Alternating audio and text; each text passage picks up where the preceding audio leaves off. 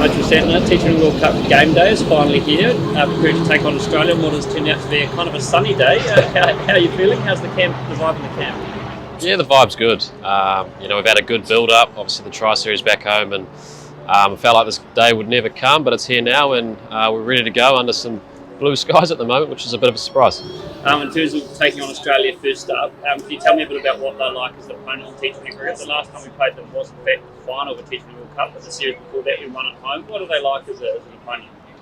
Yeah, they're obviously a challenge. We've played them a lot in the past. Like you said, obviously in the final they tipped us over, and that was a little while ago, and the guys are ready to go at the SCG here. We obviously didn't see the wicket yesterday; it was undercover, so we'll wait and see what we're going to get and go from there. In terms of the venue, just touching on there, the SCG, a little bit of experience of the ground.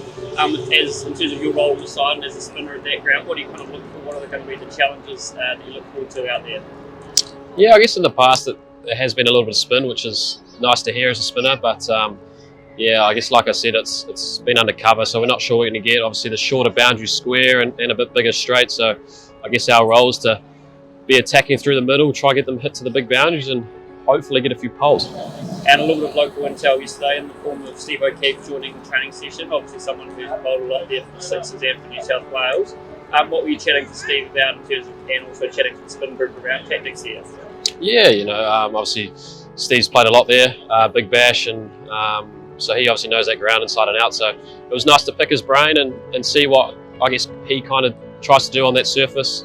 Obviously trying to get it straight with the, obviously if the spikes go in, it can be a little bit soft, but otherwise it's pretty good. Slightly on the slower side, and so it was nice to pick his brain and hopefully get some intel for tonight. In terms of, obviously this is format, so Australia is the first opposition of several that you'll face in this tournament. You've been to a few ICC events now. What is it about them that's sort of so special that you look forward to so much? Yeah, like you said, they're obviously very special. Slightly different formats than we're used to, I guess. Play a team once and move on. It's obviously the big stage, and that's what everyone gets up for. So every time you're in the squad for a World Cup, it's pretty exciting. And obviously hit the ground running tonight against Australia. Hopefully beat them and then move on. But there's no easy beat in this pool. Obviously saw in the qualifiers there's been some upsets and some very good teams. So you do what you can tonight. And then move on pretty quickly.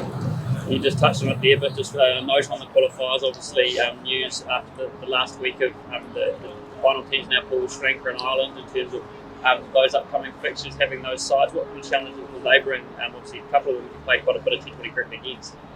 Yeah, they're obviously both very good sides. Sri Lanka obviously won the Asia Cup, which is a pretty good effort. So, like you said, we've come up against Ireland. We had 6 very close games in Ireland, one day as anti-20s, so we know they're going to be a challenge. There's no real easy team in this pool in the whole World Cup really, so obviously we do what we can against Aussie tonight, but then obviously turn our focus onto the next game and do the scouting and prepare well to play some challenging opponents throughout. And just a final note, one of the members of the squad, Glenn Phillips, will bring up 50 T20 appearances for New Zealand this evening. What does he bring to the side, and what has sort of excited you about watching his development since he first came in as a pretty young man to the team? A lot of energy. He's like a cat on a hot tin roof, but he's obviously been around for a while now. He's played some seriously good knocks. Brings a lot of power through in our middle order, which is nice. Hits funny areas and obviously can offer a little bit with the ball. And obviously in the field he's lightning. So it's obviously pretty cool for him to play 50 tonight in such a big stage, but I'm sure he's got a few more as well.